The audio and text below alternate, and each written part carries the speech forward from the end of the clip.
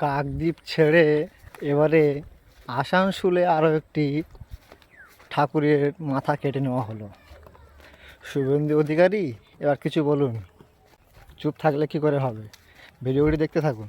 দুর্গামূর্তির প্রতিমা থেকে দুর্গার বুক ভেঙে তুলে নেওয়ার অভিযোগে এক যুবককে বিদ্যুতের খুঁটিতে বেঁধে রাখে মারধর করার অভিযোগে রীতিমতো চাঞ্চল্যকর পরিস্থিতি তৈরি হয়। ঘটনাটি ঘটেছে আসানসোল দক্ষিণ থানার মহিশিলা পালপাড়ায়। বাড়ি কোথায়?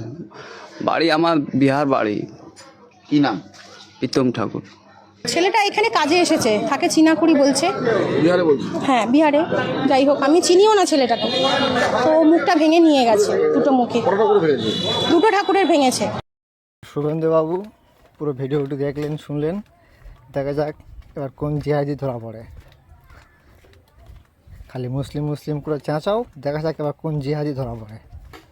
ভিডিওটি ভালো লাগলে শেয়ার, লাইক করো, পেজটিকে ফলো করো।